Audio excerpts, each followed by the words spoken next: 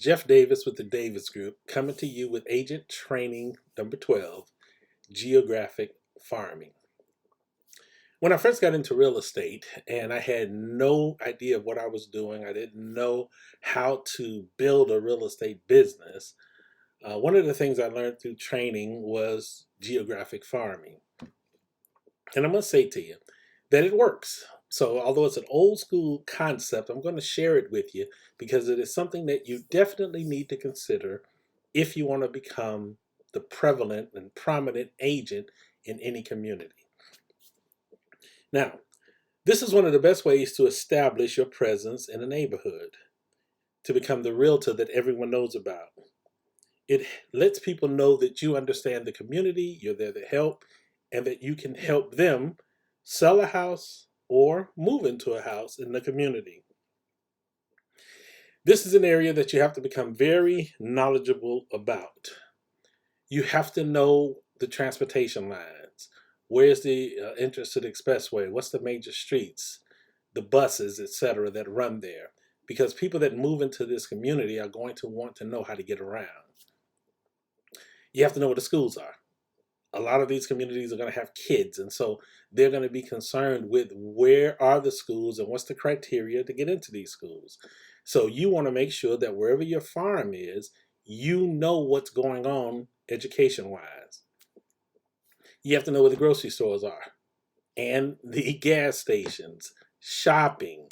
You just have to know the community as if you live there, and you would be just like someone who lives there and knows where everything is at.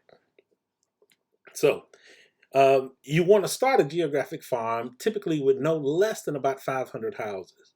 Now, it sounds like a lot of houses, but the reality is you're hoping to pull a couple of listings out of this area. Or if you have people looking to buy and they want what's in the area, you'll be able to show them what's there. The key to geographic farming is touching these houses.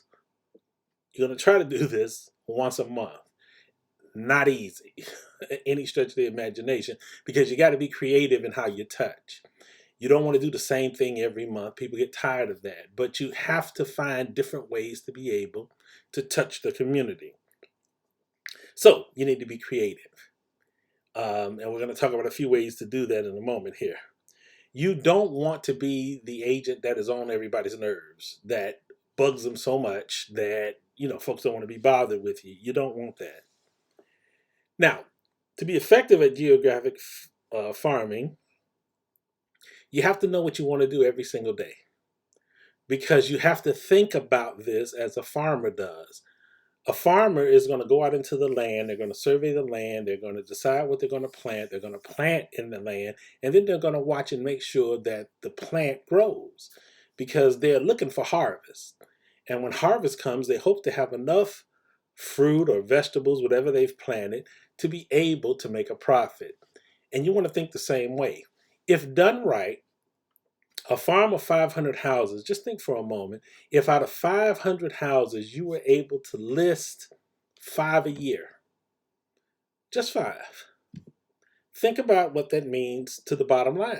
Again, here in California, I'm going to use a real conservative number of $500,000 for a house, 3% commission. It's 15 grand, 15 grand for every listing you get, which means that's $75,000 gross commission if you do 5 houses. Now imagine if you've got a farm and you did 10. You see how the numbers go up? And again, it's not that every single day, all you do 8 hours a day is focus on the farm, but you just want to make sure that once you get it going, that you do keep your eyes on it. So again, you pick the city you want to work in, and then you got to pick the neighborhood you want to work in, and you want to outline it and make sure that although it's going to take some blocks to get to 500 houses, you want to be able to go in there at any given moment and get through your farm. And that's the reason why you don't want it any smaller than 500 houses. You want it to be a neighborhood that you can feel comfortable in, because the goal is you're going to be getting listings and stuff, so you want to be able to go here at night and on the weekend.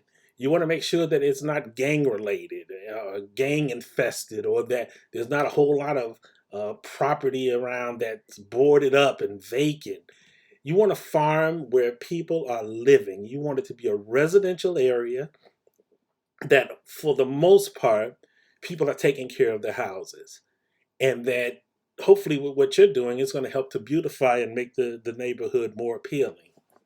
Now, because you're a part of a team, you might also want to, at times, work with other team members. Maybe two of you will go out and, let's say, for example, you want to pass out flyers. This month, you say, I'm going to put together a flyer. I'm going to advertise my services, and I'd like for you to come out here with me as we work this. And anything we get, we'll split. And so you will, you take one side of the street, the partner takes the other, and you'll be able to get through that whole farm, typically, in a couple of hours. Now, you might not be able to get through it because you might go to talking to the neighbors and the different people, and suddenly you start setting some appointments, which would be a good thing. But your goal is you go there, and again, you pass out these flyers, and that's just one example. And then you talk to neighbors. You want to create a marketing plan for the farm, meaning that you want to sit and strategically think about how for the next year you're going to market to this community. Now, I use flyers as an example, but you can't do a flyer every month. So you have a lot of different things that you could do, though. For example, you could put together a flyer one time that talks about you and your services, our company, and how we can help people to sell. You could put together another flyer that focuses on the properties for sale right within that immediate area. They may not even be in your farm, though you probably will find some for sale in your farm, but you'd want to get the immediate outside area so that you can let people know, hey, just so you know, there's some other houses for sale here. If you thought about listing your house and moving, or somebody that's looking to move into the area, this might be something that they could consider. Um, you might think of some ways to do things online. You could also start thinking of some ways to do some activities. There are neighborhoods that still have community parties throughout the year, primarily in the summer. They may get together as a community, and if they do, you ask if you can come in and kind of sponsor something. Maybe you're going to donate all the drinks for the community, or maybe you're going to donate the hot dogs. Again, I'm just ideas. And this is why there are times when you work with other agents within the group, within the team, you might be able to come together and minimize the cost and be able to actually impact the people. Because if the farm is going to work, you have to invest in it. You don't go into a neighborhood trying to create a geographic farm thinking that all you're going to do is pull out of it. No farmer spends all their time thinking they're going to harvest. You have to sow in order to reap. You have to plant in order to pull up. And so you're going to have to make some investments into the community, but they pay off in huge dividends. When you're walking the neighborhood, be friendly. Speak to people. Don't be intrusive. Don't have commission breath where you're just, looking at a house and saying, oh my God, I just need to list the house. I don't have a listing. I need a listing. But be sincerely honest and open and friendly with the people. Be the type of person that they want to work with. And so sometimes in your farm, you're going to just walk it. You may not even be prospecting. You might just be walking up and down the street talking to the neighbors, just getting people to know you. You might be passing out your business cards during this time, or asking questions about what's going on. Maybe there's some things going on in the community and the neighbors have an opinion, so you get to talk to them and find out what's going on there. Or you share things that you learn are going on in the community. You want to research that city, if you can, that community. You want to get some history. You want to know, how did that community come to be? Or how did that bank come to be on the corner? Or how did that grocery store end up over where it's at? Just understand the history of where you're going to be working. You want to contact City Hall. You want to see if there's anything that a buyer needs to know. Sometimes, again, here in California, you'll have it where the neighbors have been complaining because people are parking on the streets and taking their parking. And so they want to get, some signage to prevent that from happening. It could be a variety of different things, but you just want to kind of talk to City Hall and kind of get an idea of the community. You let the city know that you're interested in the community, looking to make some investments into that community, and you just want to get a better idea of what's going on. I'm going to ask if you have a home, if you're going to put together a geographic farm, you want to try to touch 25 homes every day, 5 days a week. You want to try. Now, not always, doesn't always happen like this, but the goal is this. That would give you 125 touches, 500 touches a month. That's what you want to try to do. And again, when you have time and you're trying to prospect and you're trying to build, this is one of the ways you spend your time. As we talked about in an earlier training about the whole goal of prospecting, you need to be talking to people. You need to be connecting to people. You need to be finding a way to reach people. And farming is an excellent way to do that. So as I said before, you're going to know all the stores, all the shopping, all the transportation methods, all the schools, all of the new construction. You will become the expert over time, because if you focus on this over an extended period of time, soon you will know exactly what's going on. When this is working, the goal is that you will have people who will have you come in and give a free analysis of their house. We call it a CMA, comparative market analysis. And so in one of your prospecting things, you're trying to figure out, what can I offer? What can I do?